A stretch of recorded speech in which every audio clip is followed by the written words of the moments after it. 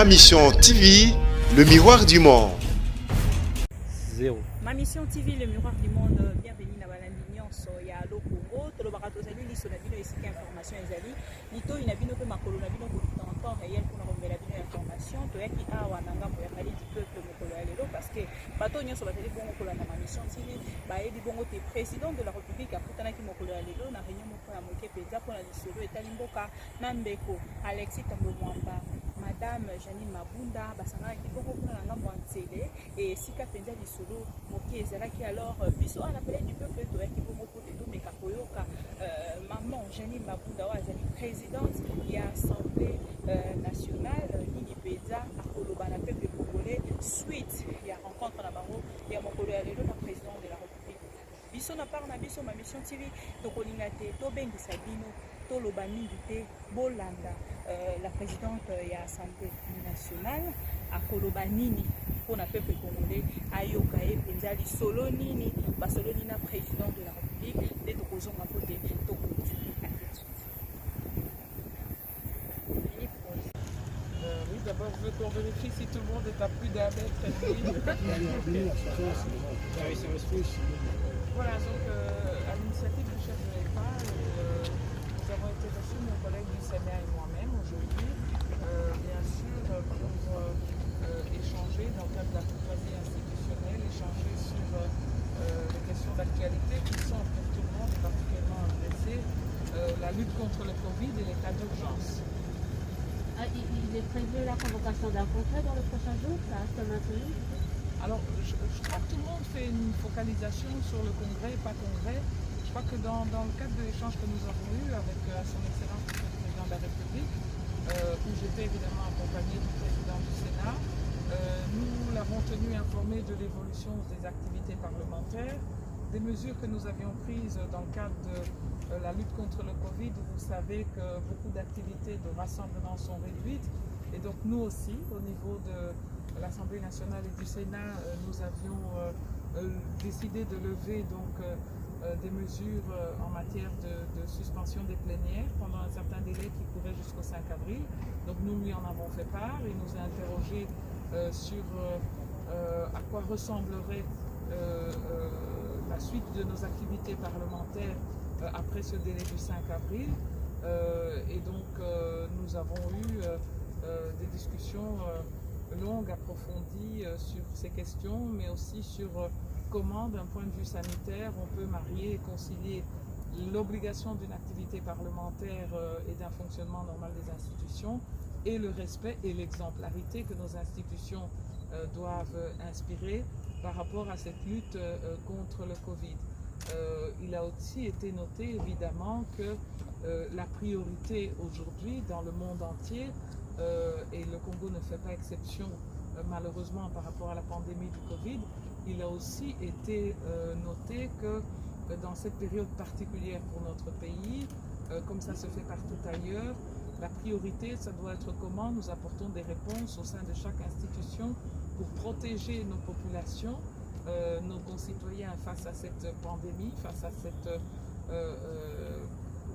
voilà, à ce problème de virus. Et donc, si notre priorité, ça doit être de protéger nos concitoyens autour de l'initiative du chef de l'État de lutte contre cette pandémie, nous pensons que ça ne doit pas donner lieu à polémique ou à des querelles intestines. Merci, madame. Oui, une question. Oui, pour RFI, vous allez accompagner le chef de l'État dans la riposte contre le Covid-19, mais jusque-là, l'état d'urgence, les modalités, les pratiques ne sont pas encore bien définies. Comment vous, Parlement, comptez-vous accompagner le président dans ce sens? Y aura-t-il aussi un congrès? Alors franchement, je suis contente au moins de voir que tout le monde a retenu que, et dans la Constitution et dans notre règlement intérieur, il y a différentes activités parlementaires, dont le Congrès. Mais je ne crois pas que c'est ça l'enjeu. L'enjeu, le chef de l'État le 24 mars a déclaré l'état d'urgence au travers d'une ordonnance et les différentes institutions maintenant regardent comment décliner cet appel à solidarité, cet appel à vigilance, cet appel à combat qui doit être fait pour venir à bout de cette maladie. Et donc, comme je vous l'ai dit, dans le cadre des activités et du Sénat et de l'Assemblée nationale, nous avons mis sur pied un groupe de réflexion. Ce groupe de réflexion a fait des propositions. C'est ces propositions qu'en informel nous avons esquissées, mais je crois qu'il faudrait un cadre, le cadre institutionnel approprié, qui sont nos activités parlementaires, qui nous permettront de dérouler tout ça. Et je crois que c'est ce qu'il faut peut-être retenir de cet échange à bâton rompu, assez approfondi. Et comme je l'ai dit, je ne crois pas qu'à ce stade-ci, c'est tel ou tel enjeu qui est important, mais c'est comment nous, comme nation congolaise, nous luttons autour évidemment du comité technique du Dr Mouyembe pour pouvoir mettre à bout ce virus afin qu'il ne décime pas, comme dans d'autres pays, nos familles, nos proches, nos voisins, nos camarades, nos collègues, sinon nous-mêmes. Et donc je crois que c'est ça qui est vraiment le plus important. Ce n'est plus la légitimité des actes du chef de l'État? Je crois que c'est pas comme ça qu'il faut poser la question. Je crois avoir bien dit que les activités parlementaires étaient suspendues jusqu'au 5 avril, qu'elles vont reprendre. Et donc, je ne souhaite pas et je ne crois pas qu'il faut toujours essayer de porter le débat sur des querelles politiques. Je pense que les gens ont voulu, peut-être à tort, donner l'impression de querelles politiques sur ces débats, mais je crois que c'est la vigueur de la démocratie. Chacun dans les institutions dont il émane propose sa lecture par rapport à un enjeu important, et l'enjeu important c'est l'état d'urgence sanitaire et comment nous protégeons nos populations par rapport à ce virus. Est-ce que nous avons les bonnes réponses sanitaires? Avons-nous suffisamment de vaccins? Avons-nous suffisamment d'hôpitaux? La réponse sanitaire que nous donnons dans le cadre de l'état d'urgence, est-ce qu'elle est appropriée? Est-ce qu'elle donne des résultats? Nous avons commencé il y a un mois. Est-ce que c'est suffisant? Est-ce que nous voyons une régression de ce virus? Et donc c'est tous ces débats-là que les députés, au nom de la population, et les sénateurs vont devoir mettre sur la table dans le cadre de nos activités parlementaires. Et je crois que nous avons eu une écoute constructive entre institutions pour pouvoir faire avancer ce sujet. Voilà. Merci madame. Je vous remercie. Non, non, c'est bon. Voilà.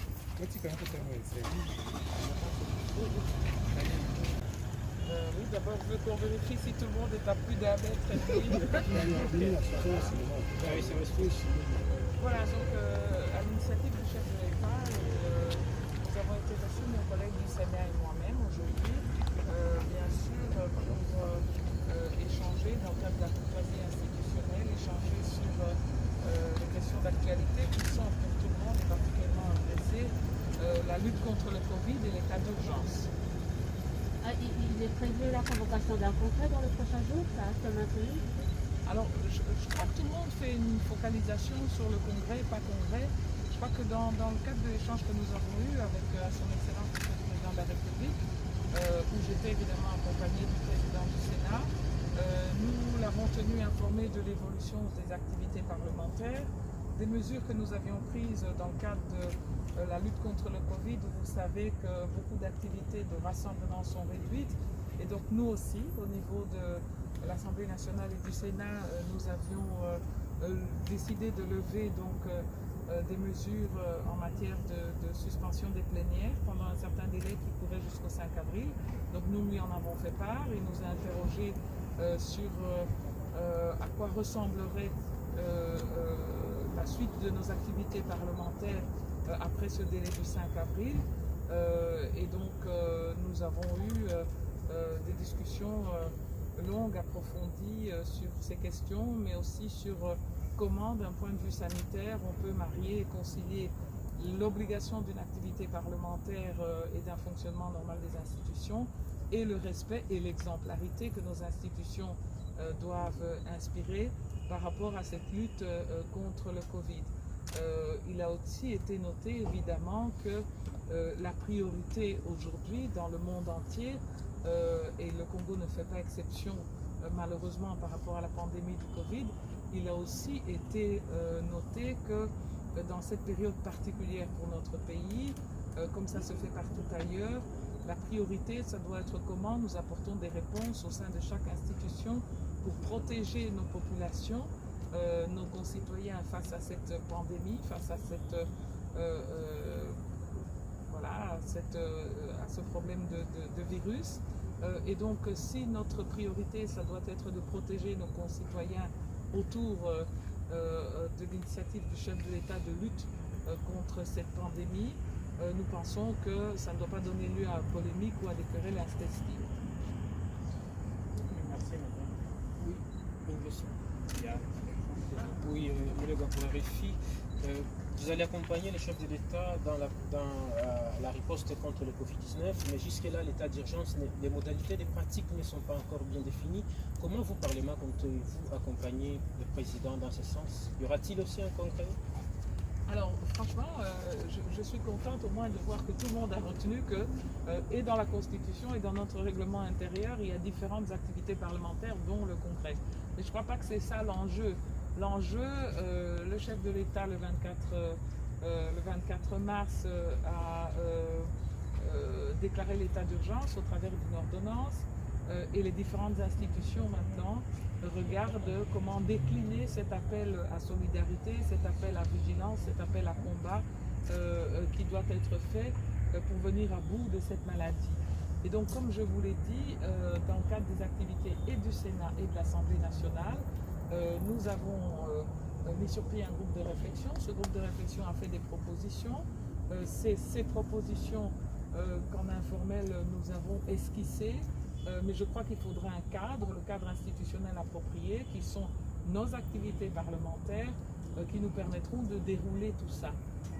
Et je crois que c'est ce qu'il faut peut-être retenir de cet échange à bâton rompu, assez approfondi. Comme je l'ai dit, je ne crois pas qu'à ce stade-ci, c'est tel ou tel enjeu qui est important, mais c'est comment nous, comme nation congolaise, nous luttons autour évidemment du comité technique du Dr Mouliembe pour pouvoir mettre à bout ce virus afin qu'il ne décime pas, comme dans d'autres pays, nos familles, nos proches, nos voisins, nos camarades, nos collègues, sinon nous-mêmes.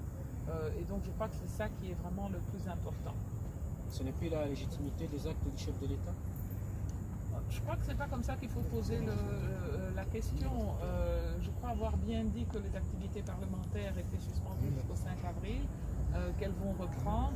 Et donc, je ne souhaite pas et je ne crois pas qu'il faut toujours essayer de porter le débat sur des querelles politiques. Je pense que les gens ont voulu peut-être à tort donner l'impression de querelles politiques sur ces débats, mais je crois que c'est la vigueur de la démocratie. Chacun dans les institutions dont il émane propose sa lecture par rapport à un enjeu important, et l'enjeu important c'est l'état d'urgence sanitaire et comment nous protégeons nos populations par rapport à ce virus. Est-ce que nous avons les bonnes réponses sanitaires? Avons-nous suffisamment de vaccins? Avons-nous suffisamment d'hôpitaux? La réponse sanitaire que nous donnons dans le cadre de l'état d'urgence, est-ce qu'elle est appropriée? Est-ce qu'elle donne des résultats? Nous avons commencé il y a un mois. Est-ce que c'est suffisant? Est-ce que nous voyons une régression de ce virus? Et donc c'est tous ces débats-là que les députés, au nom de la population, et les sénateurs vont devoir mettre sur la table dans le cadre de nos activités parlementaires. Et je crois que nous avons eu une écoute constructive entre institutions pour pouvoir faire avancer ce sujet. Voilà. Merci, madame. Je vous remercie. Non, non, c'est bon.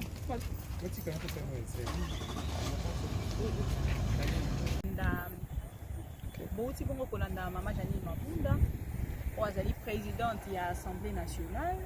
Bino bato nyonso bolandaka pena ma mission TV bino nde bokoyebisa biso nini mpenza boretenir na message na ye, parce que soki nga nasali commentaire bino bandeko nango bozala na kati ya baréseaux sociaux bokokende kosala bokokende koloba na bacommentaire kilikili. Ngai na part na nga natikeli bino libre à vie ya kokommente na page ya ma mission TV oyo botaleli video ma mission TV officielle boyebisa biso nini mpenza boretenir na message ya présidente Janine Mabunda, présidente ya Assemblée nationale.